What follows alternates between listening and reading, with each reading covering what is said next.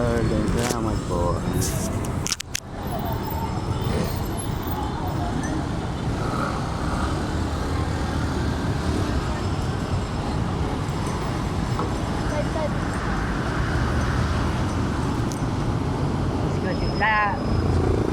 Tanong ako sa inyo, ano ba reliyon nyo? Katoliko kayo? Anong ang reliyon nyo? Religion? Ha? Religion po? Catholic. Katoliko rin ako. Nakita niyo ako dito lagi. Hindi. Saan kayo nag-aaral? Dito? Ngayon lang po kami. Lagi ako dito. Ako yung nagbibigay ng ganito. Pero katoliko kayo? Oo. Ako yung nag-mission. Sa YouTube ko, spiritual visionary. Makita mo ko yung subscribe, ha? Kilala mo to, si Green Heart. Kapular to, di ba? Okay. Katoliko naman kayo, di ba? Ikaw, katoliko ka rin. O, di katoliko. Saan kayo nagsimba? St. Peter, simba kayo? Saan? Saan mo kayo? May chapel po. Pero katoliko. Kilala mo to? Si Green? Katoliko hindi mo alam. Ito, Nazareno. Nagsimba kayo ng Quiapo. Hindi rin. Katoliko hindi ko nagsimba lang. Ako kasi sa vision. Ito, hawakan mo to. Hawakan, makikita mo. Okay, huwag hindi tayo tatanggi. Diba? Yun o. Para kayong walang kilala eh. Pag Katoliko, sa St. Peter, San Antonio, ayan ma. Diyan sa Santo Domingo. Hindi kayo nagsimba? Nga.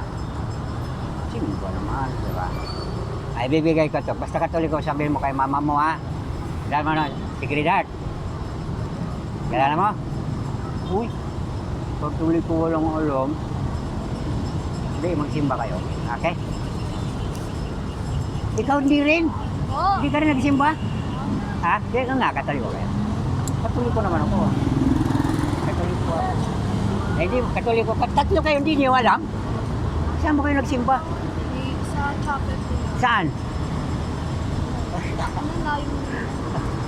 Pero Katoliko, kilala niyo to. Si Sigridad, di ba?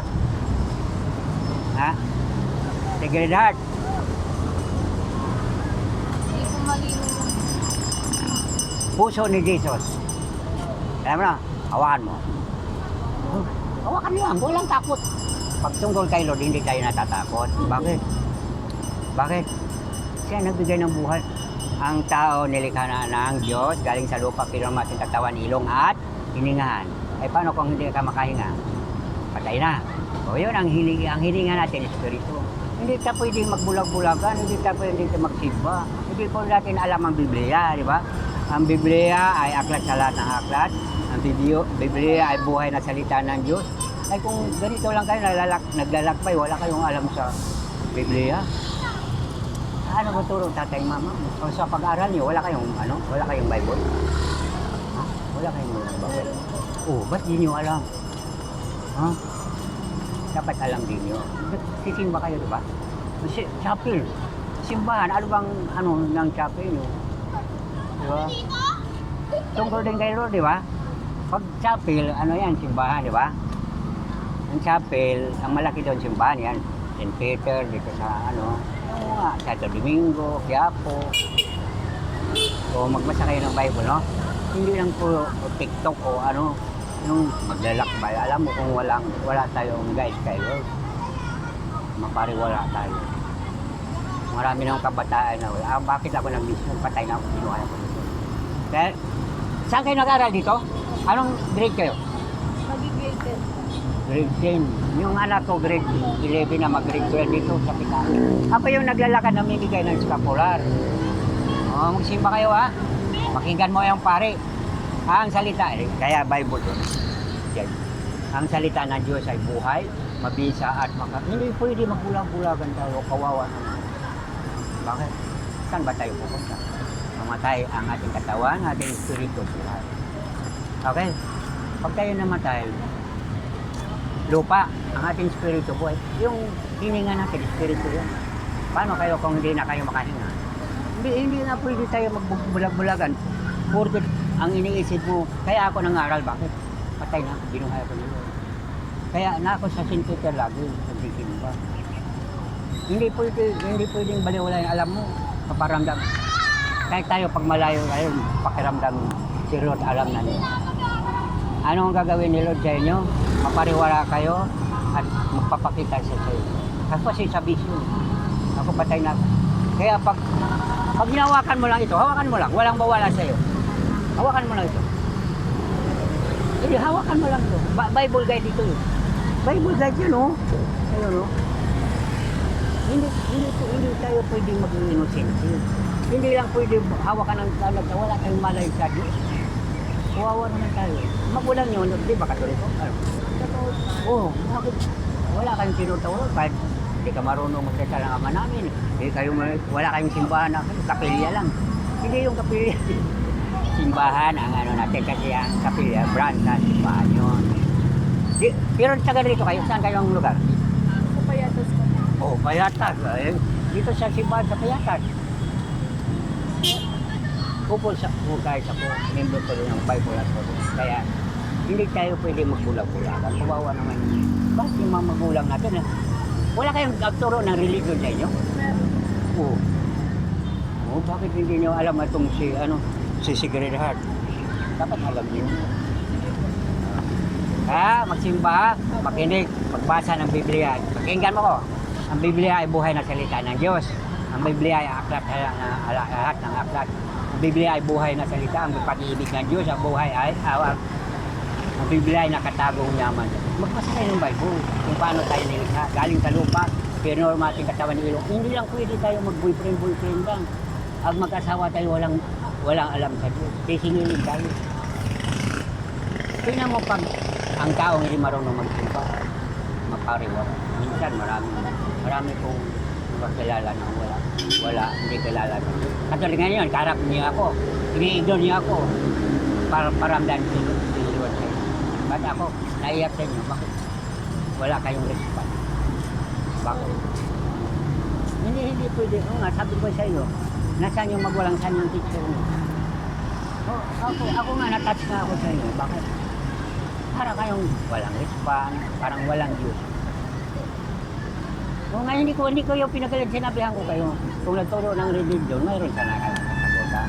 Ito is kapura rito. Ako ito namimigay. Matagal ako yung nagdala ka dito. Pasensya kayo, tinuturo ko lang sa inyo kung anong religion, kung anong ang may guide tayo. Makinig sa magulang, di ba? Hindi lang puro lakwatsa, hindi lang puro boyfriend. Alam mo, pagdating marami akong mga kabataan ngayon, nabuntisan ng walang malo. Tandaan mo, ang buhay natin ay nasa kamay natin. Kung walang Diyos sa buhay niyo, maging kawawa kayo hanggang kinabukasan. Marami ngayon napapalawa.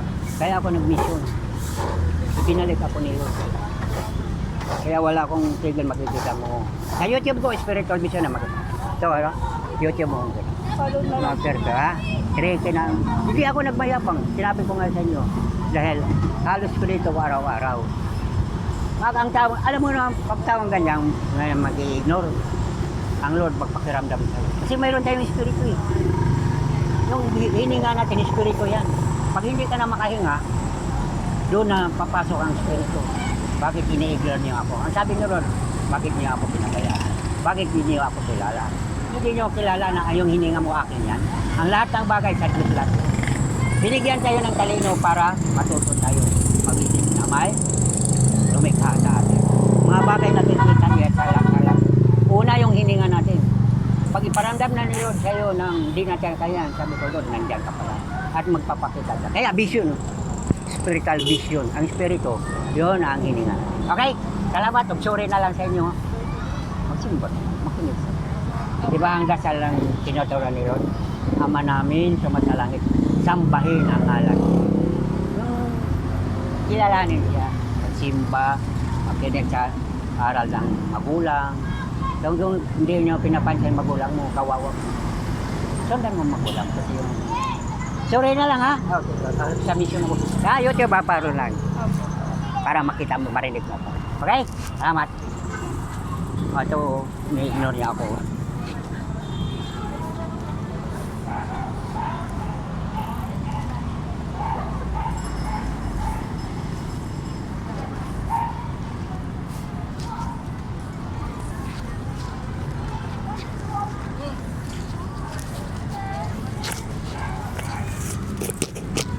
Kawawa.